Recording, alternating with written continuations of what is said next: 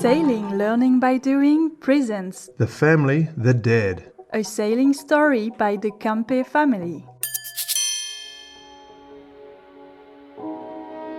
Have you ever wished you'd just taken that risk and followed your dreams?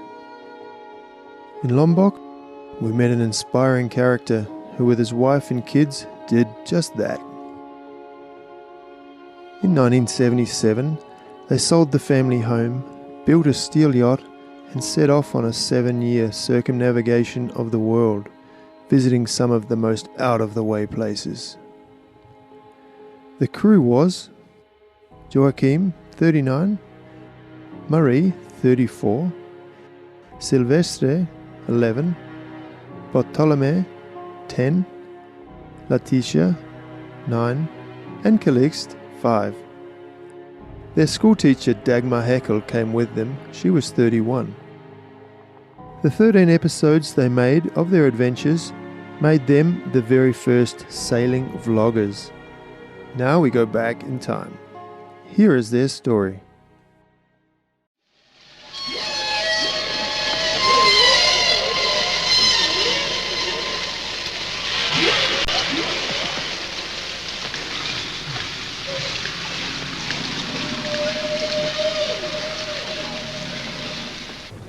Seit 4 Jahren segeln wir zu 7 auf diesem Boot um die Welt. 4 Kinder, die Eltern und ein Lehrer. Die Kinder Calixte, Bartolome, Letizia und Silvester arbeiten auf dem Vordeck. Wir haben den Spinnaker eingeholt und werden die Ballonsegel setzen. Der Passatwind des Südpazifiks hat an Stärke zugenommen. Marie steuert unser Boot. Sie ist den Kindern nicht nur Mutter, sondern auch Kamerad. Alle Schwierigkeiten lösen wir gemeinsam. Fällt vorne das Fallen, ne? Schnell weg, ja?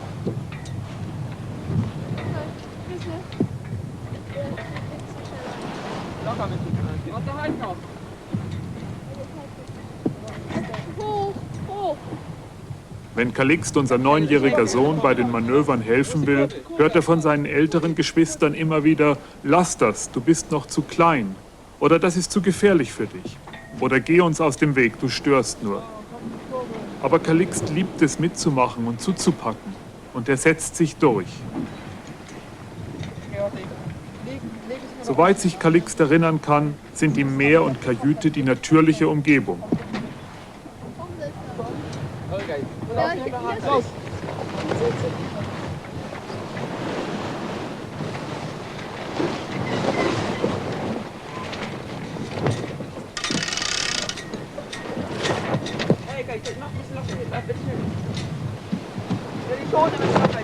Lock das nicht raus!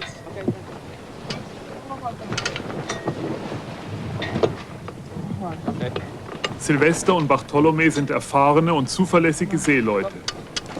Silvester will immer mit höchstmöglicher Geschwindigkeit segeln. Entgegen meinem Charakter finde ich mich in die Rolle des bedächtigen Familienvaters gedrängt, der von Sicherheit und Schonung des Materials spricht. Wir müssen alle Schäden selber reparieren. Oft sitze ich mit Marie unter Deck und nähe die Segel. Marie fällt es schwer, auf dem Meer zu leben. Sie leidet unter der Seekrankheit, ein ständiger Angriff auf ihre Moral. Marie kocht uns alle Mahlzeiten. Die Essensgerüche steigern die Seekrankheit. Auch die Wachen im 2-Stunden-Rhythmus strengen Marie sehr an. Sie holt tagsüber den nachts verlorenen Schlaf nur mühsam nach. Die Kinder übernehmen die nächtliche Wache wie selbstverständlich und ohne Bedenken. Als größte Gefahr droht uns, dass ein Kind nachts über Bord fällt. Das Boot läuft mit der Selbststeueranlage weiter, während alle schlafen. Erst Stunden später würden wir von dem Unglück merken. Die Vertrautheit mit der Gefahr und ihre Offensichtlichkeit vermindert eben diese Gefahr. Ein Kind, das häufig mit scharfen Messern umgeht, schneidet sich nicht. Ein Glauben in die Fähigkeit der Kinder schützt mehr als Verbote. Für mich ist es immer noch und jedes Mal ein starkes Erlebnis, nachts unter dem südlichen Sternenhimmel alleine im Cockpit zu stehen, das Pflügen des Bootskörpers durch das endlos schwarze Meer zu fühlen und mir dabei bewusst zu sein, dass die Familie im Inneren des Bootes vertrauensvoll schläft. Schon 12 Tage segeln wir nach Westen. Wir kommen von Samoa, dem historischen Zentrum polynesischer Kultur, und steuern die kleinste und abgelegenste Insel des Südpazifiks, Anuta, an. Ich bin der Navigator an Bord. Die Kinder bitten mich immer wieder, ihnen den Umgang mit dem Sextanten beizubringen. Halb im Spaß sage ich ihnen, dass Wissen Macht ist. Für Marie vertragen sich Rechnen und Wellenbewegungen nicht. Meine Navigation muss stimmen. In mondloser Nacht könnten wir auf dem Riff von Anuta Schiffbruch erleiden oder die Insel verfehlen. Die Kinder sind noch zu klein, um die Zusammenhänge zwischen den Bahnen der Gestirne und unserem Horizont zu verstehen. Ich möchte ihnen mehr als ein Rechenschema geben. Ihre Wissensbegierde wächst. Bald werde ich sie zu guten Navigatoren ausbilden.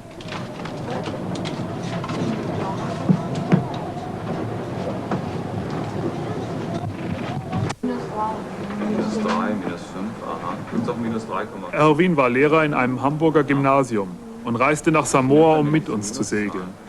Über eine Anzeige in der Tageszeitung hatten wir uns gefunden. Habt ihr keinen? Die Kinder machen sich Sorgen, dass sie, wenn wir diese Fahrt um die Welt beendet haben, gegenüber anderen Kindern wissensmäßig benachteiligt sind. Sie wollen nicht als ungebildete Seglerkinder eingestuft werden. -3, -2, -1. Nach dem Schulvormittag wird Erwin mit Fragen belagert und findet auch in seiner Kajüte keine Ruhe. Die Türen bleiben offen, damit ein Durchzug die feuchtheiße Luft erträglicher macht. Alle natürlichen Zahlen. Mit der 0. Und die nennen wir? N0. Also n vereinigt N0 ergibt N0. N0. Alle natürlichen Zahlen. Soll ich es auch schreiben? Weil wenn man eine Bruchzahl auf den Grund geht, dann kann man aus einer Bruchzahl genauso gut eine Kommata. Da uns das Boot zugleich als Schulzimmer, Werkstatt und Wohnung dient, sollte penible Ordnung selbstverständlich sein. Aber ein ständiges Ermahnen würde die Stimmung an Bord verderben. Der Raum in dem Boot ist zu knapp. Kleidung, Tauchausrüstung, Schulbücher, Lebensmittel, 2 Motoren, ein Generator, Radio-Navigationsgerät, Filmapparate und Ersatzteile finden auf 14 Meter Länge kaum Platz.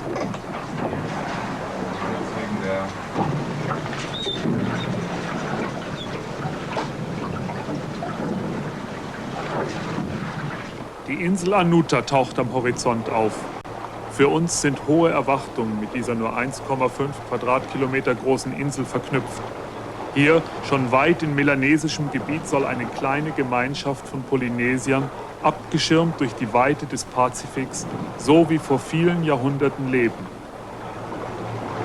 Anuta gehört zu dem Staat der Solomon-Inseln. Die Gesetze schreiben vor, dass ein Boot in Anuta nicht landen darf, ohne 500 Kilometer weiter im Westen auf der Insel Santa Cruz bei der dortigen Regierungsstation eine Erlaubnis eingeholt zu haben. Ich möchte nicht das Risiko eingehen, dass mein Gesuch abgelehnt wird, und ankere ohne die notwendigen Papiere vor Anuta. Im Handbuch The South Pacific Islands las ich, dass Anuta und seine größere, 250 Kilometer im Süden gelegene Schwesterinsel Tikopia unabhängig gesinnt sind. Diese Auskunft gibt mir Hoffnung.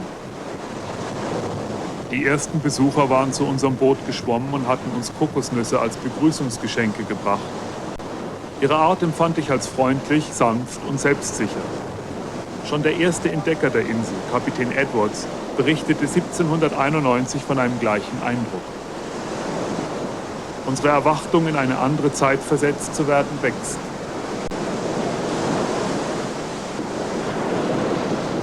Der Chef der Insel fragt nicht nach einem Stempel im Pass und erlaubt uns den Besuch seines Reiches.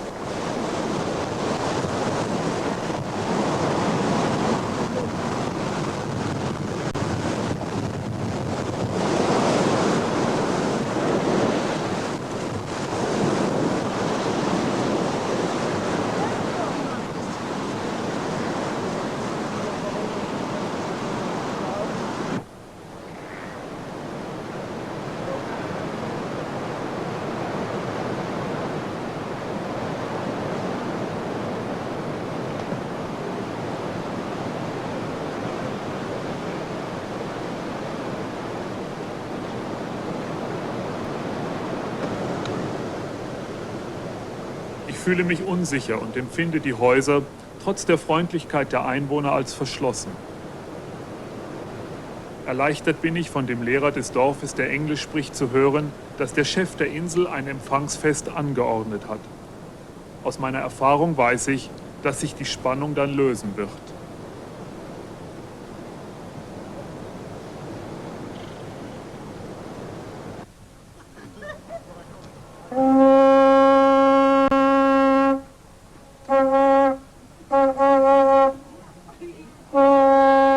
Wir folgen dem Ruf der Tritonmuschel. Die Lehrerfamilie kleidet uns mit dem traditionellen Baumrindenstoff, dem Tapa, ein. Die rote Turmerikfarbe zeichnet uns für alle erkennbar als willkommen aus. Leider wird die Farbe auch Kissen und Bettzeug auf unserem Boot färben, da wir sie nicht von der Haut waschen können. Marie lernt später, dass man die Farbe sehr gut mit der rauen Unterseite eines bestimmten Blattes, das in der Nähe der Quelle wächst, entfernen kann.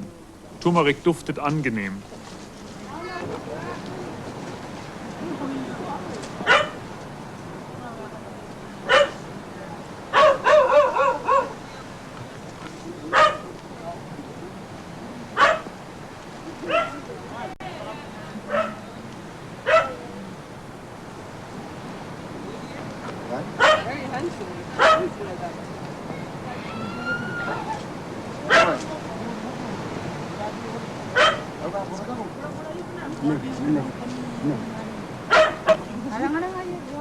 Bemalen und Einkleiden schaffen eine erste Intimität.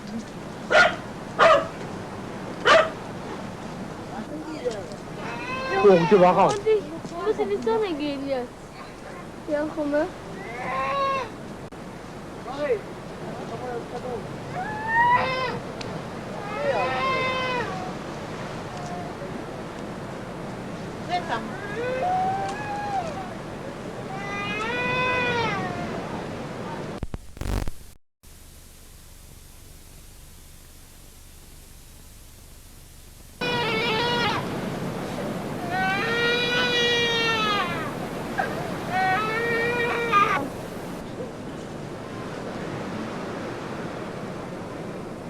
Auf See sind wir über lange Zeiträume uns selber lassen.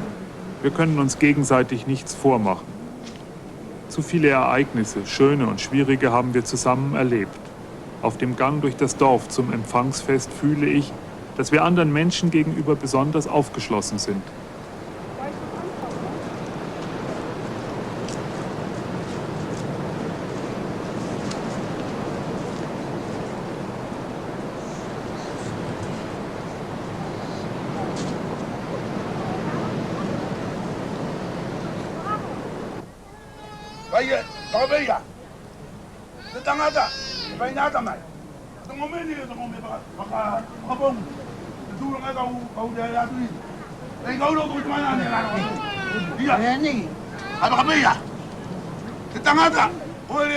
Der Sprecher des Dorfes fordert die 150 Einwohner auf, uns Gastfreundschaft zu gewähren. Er erzählt ihnen unsere Geschichte. Nach dieser Rede sind wir keinen Moment mehr unbegleitet. Calixt sitzt neben Atakai, dem Chef der Insel. Wir essen mit Kokosnusscreme, gewürzten Taro-Teig und gebratenen Fisch. Erwin flüstert mir zu, er müsse sich immer wieder vergewissern, dass er es sei, der hier mit Turmerik bemalt sitzt und durch die Palmen auf den Pazifik schaut.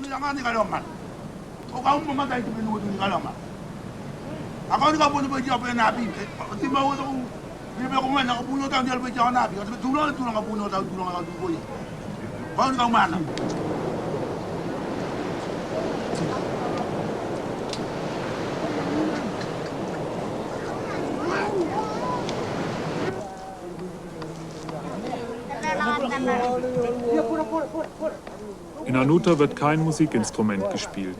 An diesem ersten Tanzfest beteiligen sich nur Männer. Silvester drängt es am meisten, mit den Einwohnern Freundschaft zu schließen. Er wird an Land schlafen und erzählt uns später, dass die Anuta jede Nacht singen und tanzen, um die bösen Geister zu vertreiben.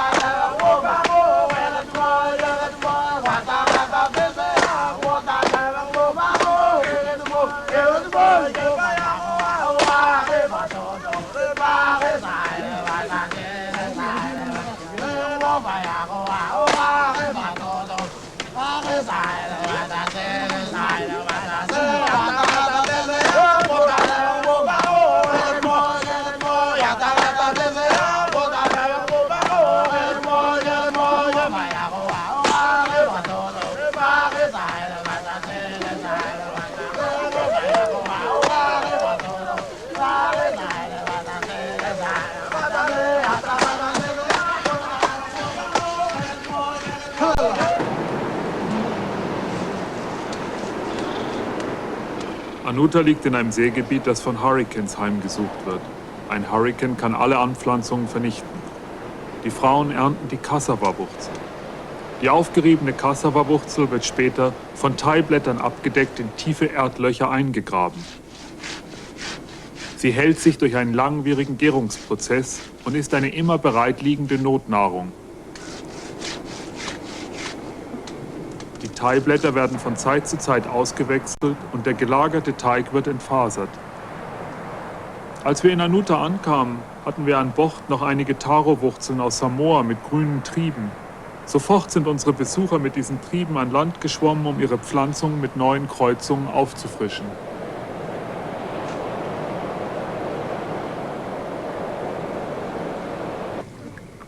Kalixt vor dem Kochhaus einer Großfamilie. Wurzelteig und Kokosnusscreme ist die eintönige und uns fad schmeckende Nahrung, die auf Anuta in großer Menge verzehrt wird.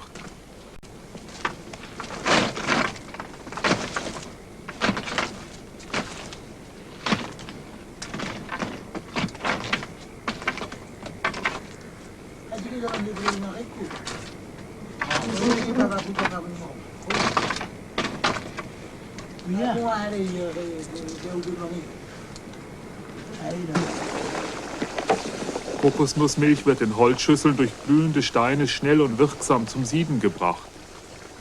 Utensilien zum Umrühren oder zum Angeben der heißen Steine werden aus der Umgebung geholt und nach Gebrauch ins Feuer geworfen.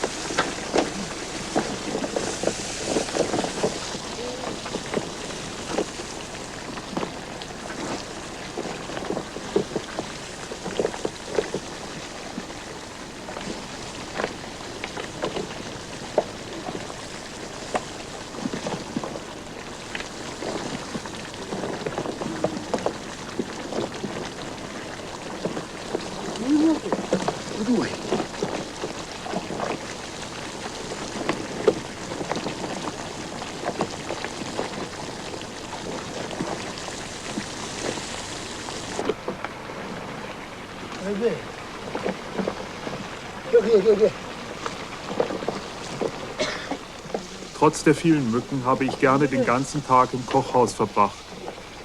Die gelassene Art des Kochens inmitten der wilden Vegetation hat etwas verloren Schönes. Früher hörte ich oft den Satz, wenn ich nur Zeit hätte oder ich habe keine Zeit. Im Rückblick scheint mir die eilig vergangene Zeit immer als die wertloseste. Hier empfinde ich Zeit als im Überfluss vorhanden. Ein Gedanke an vergehende Zeit kann nur aus meiner Unruhe kommen.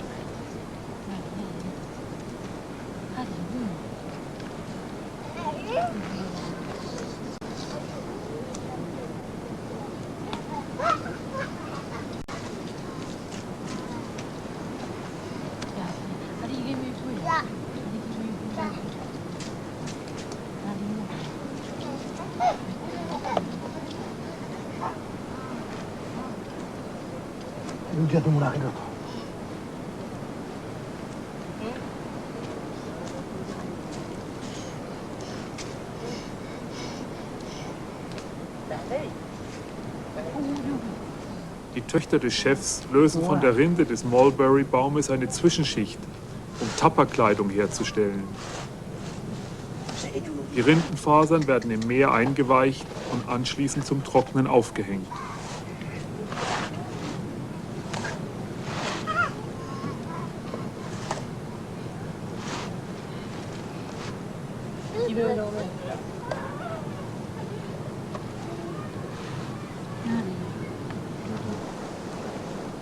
Die Einwohner von Anuta leben autark.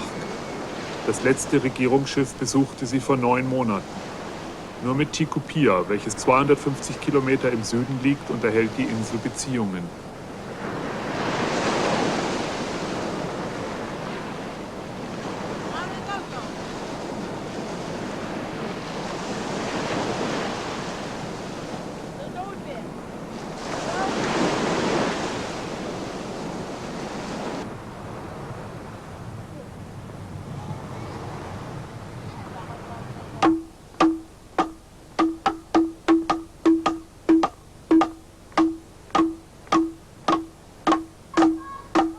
Mit den Schlägen eines schweren, gerillten Klöppels verbinden die Frauen die Faserstreifen.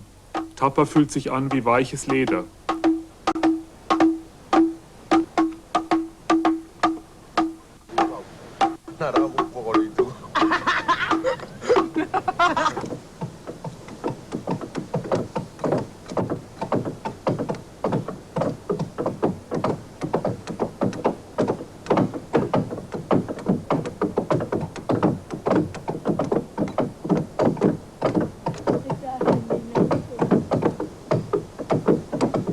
Vor Jahrhunderten befuhren die Pirogen der Polynesier von Pandanussegeln getrieben die gewaltigen Distanzen des Pazifischen Ozeans. Wir sahen eine Holzkeule, die von einem Überfall einer Piroge aus Tonga stammt. Tonga liegt von Anuta fast 1000 Seemeilen entfernt. Der Chef der Insel erzählt uns, dass seine Ahnen vor 16 Generationen auf dieser Insel gelandet sind.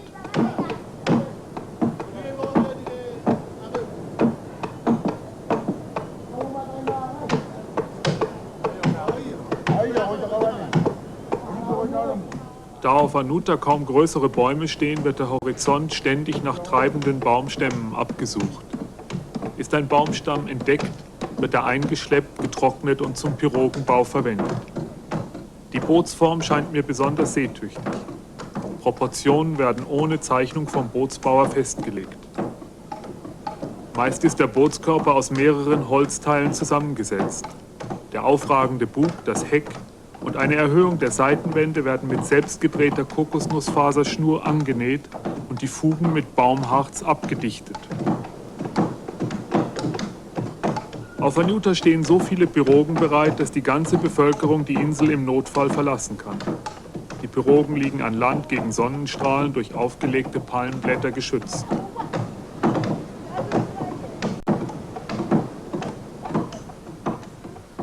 Große Seereisen werden heute nicht mehr unternommen.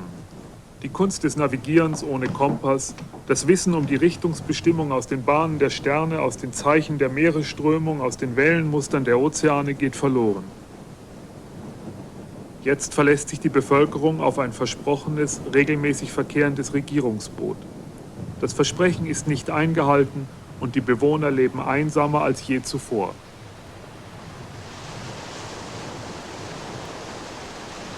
Wenn der Passatwind nachlässt, paddeln die Anuta zu der 100 Kilometer entfernten, unbewohnten Felsinsel Ataka, um dort nistende Seevögel zu jagen und die Beute nach Anuta zu bringen.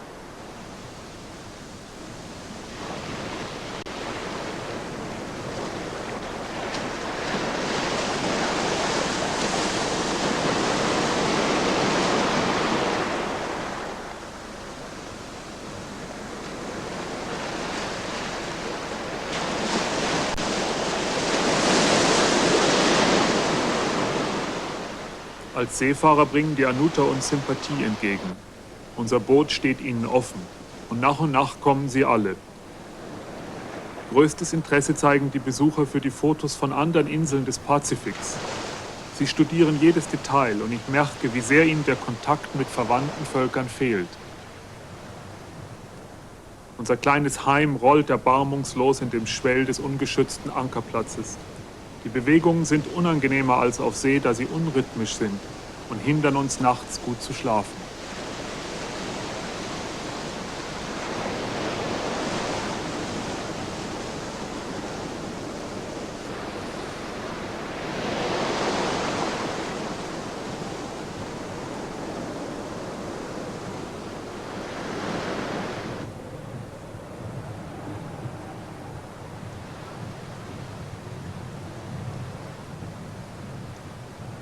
Die Häuser gleichen einander. Ihre niedrige Form bietet dem starken Wind wenig Widerstand.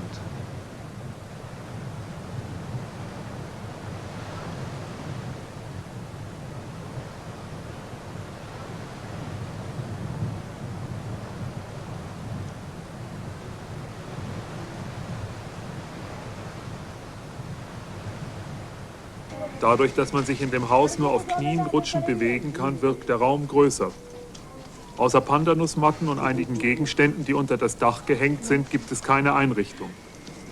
Die Leere des Raumes unterstreicht die würdevolle und sichere Ausstrahlung der Gastgeber. Hier unendlich weit von unserer Zivilisation entfernt wird mir erst deutlich, wie sehr Marie an unserer Kultur hängt. Viele Stunden sitzen wir in diesen Häusern. Wir können uns nicht unterhalten, es fehlt die gemeinsame Sprache. Wir wissen nicht, unsere Sympathie mitzuteilen. Die Anuta dagegen zeigen uns ihre Zuneigung ohne Scheu. Ein alter Mann nimmt meine Hand in die seine und spaziert so mit mir durch das Dorf. Wir können nicht miteinander sprechen, aber die Geste ist überzeugend. Das Anlanden mit dem Beiboot hatten wir wegen der hohen Brandung aufgegeben und schwammen an Land. Nachts zum Boot zurückzuschwimmen, war mir besonders mit unseren Kindern wegen der Haie unangenehm. Um uns das Gefühl größerer Sicherheit zu geben, schwammen immer einige Männer mit uns zum Boot. Cecil, ein Freund von Silvester, jagte in mondloser Nacht im Riff Langusten mit einem Holzspeer für uns. Silvester, der leidenschaftlich gern taucht, wird nicht mitgenommen. Für dich ist es zu gefährlich, sagt Cecil und lacht. Obwohl Silvester immer wieder drängt, bleibt er bei der sanften Ablehnung. Ja. Because you touch it.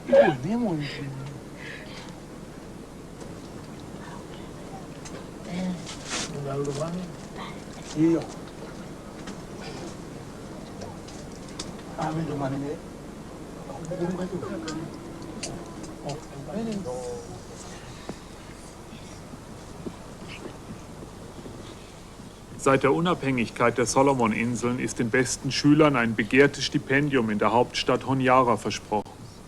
Lerneifer und Disziplin in dieser Umgebung sind erstaunlich.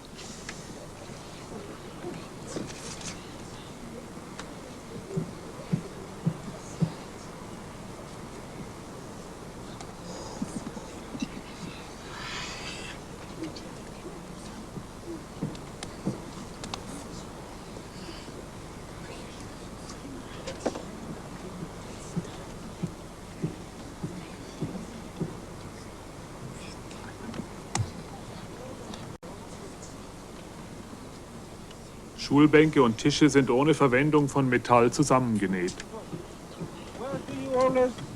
Der Lehrer stammt von Tikopia, der Schwesterinsel von Anuta. Da er in seiner Heimatinsel in gleicher Tradition aufgewachsen ist, fällt ihm die Anpassung in Anuta leicht. Zwischen Anuta und Tikopia bestehen viele Verwandtschaftsverhältnisse. Ein junger Anuta fährt auf Brautsuche nach Tikopia. Ein Mädchen besucht dort Verwandte, um dabei um einen Mann zu werben. Swimming. I always go swimming. I always go swimming after school. Go home. Ja, ja. Also was ist der Täter im ersten Satz, in dem Aktivsatz? Nein, die Polizei. Ja, vorsichtig. Das ist gar nicht so gut. Ja, aber das ist trotzdem ein Passivsatz. Du wirst gefesselt.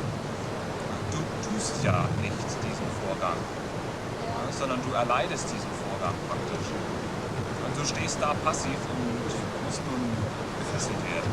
Du wirst gefesselt. Ja, das ist gemeint mit passiv. Ja, die ist aktiv. Die ist so mit dem Vorgangspassiv der.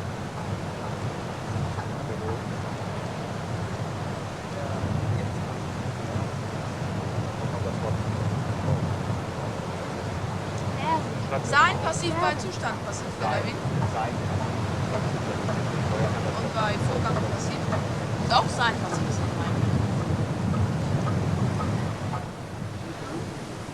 Marie benutzt ihr Tagebuch, um sich zurückzuziehen. Sie fühlt sich besser, wenn sie die Ereignisse des Tages formuliert hat. So findet sie immer wieder zu sich selbst und ist nicht nur Teil einer Unternehmung. Schon bald nach unserer Ankunft werden wir immer wieder gefragt, wann reist ihr ab? Es ist eher eine bange Frage. Die Bewohner mögen uns. Unser Besuch ist ein Ereignis in ihrem Dasein. Wir geben ihnen von unserem Boot, was wir entbehren können. Angelhaken und Nylonschnur, Messer, Atlas, Bleistifte und Papier für die Schule, Seife, Kämme, Segeltuch, Tampen, einige Wickelröcke und unseren Gürtel. Auch Geld für Lampen und Petroleum, falls das lang erwartete Schiff kommt.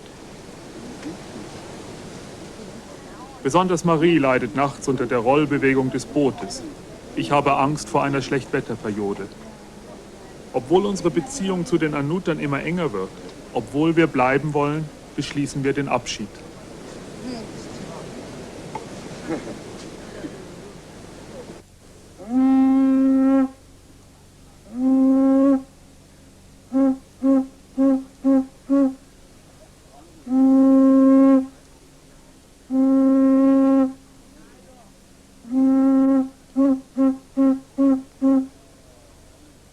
Das Dorf veranstaltet ein großes Abschiedsfest. Wir werden am selben Tag von jeder Familie getrennt eingeladen.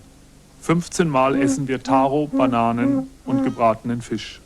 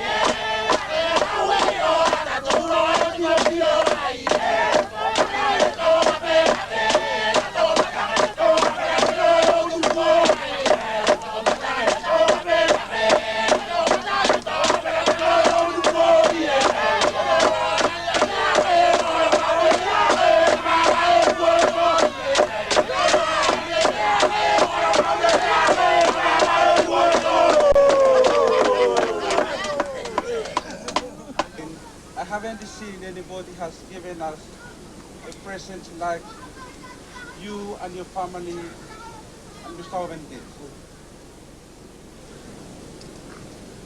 Ako yung bebe ko sa mama, nandoli, bigyan ka ito.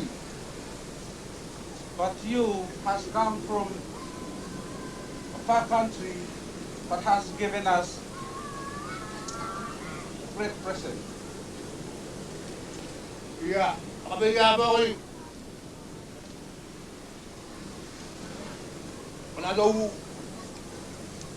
Panado mo, hindi ka makabigyan ka no, menua.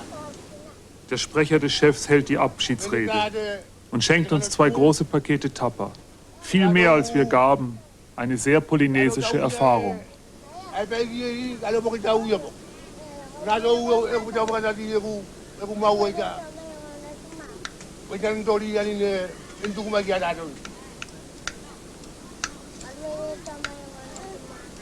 I'm and my people most grateful to what you have given us. Ay, Rua, Toro.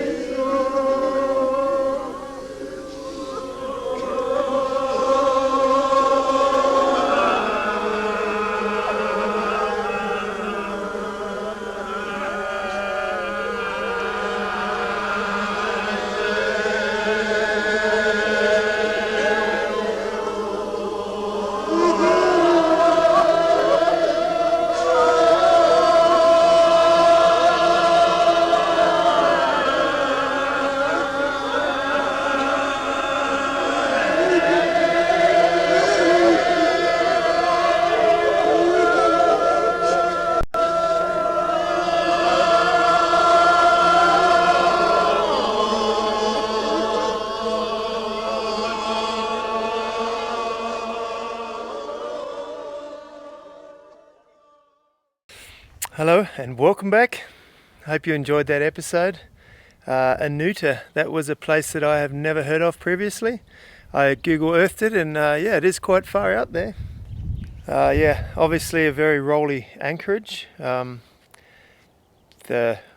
more comfortable places to go obviously have a lagoon and you're inside the lagoon out of the ocean swell. So obviously it made Anuta a place that not very many people visit, and yep, that's what Joachim was searching for on this whole trip. So yeah, you put up with the rolly and slightly unsafe anchorage to get an experience that not many other people have ever had, and also to give the locals there, I mean, they don't get much outside perspective either, you know, so pretty cool. It did look very, very simple. The people there seem to live very, very basically, you know, they didn't even have any instruments for music. It's just singing and percussion. Very, very cool to see that.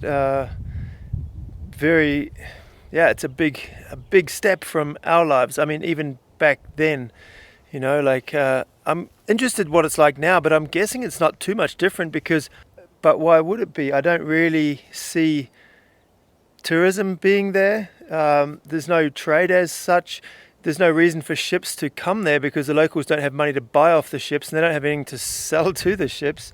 And there's no airport, there's no port as such. So yeah, it's probably very similar. And who knows, if I'm somewhere close by, I might go and check it out. I mean, it would be amazing to see. I mean, obviously they might not even have radio or internet or anything. It's probably still very, very simple there. It would be very interesting to go and see that actually. On Google Earth you can see that there's really just a few buildings. There's not very much at all. So it could still be very simple place. Yeah, that was it for this week. See you next Sunday. Same place, same time. Bye bye. Thanks.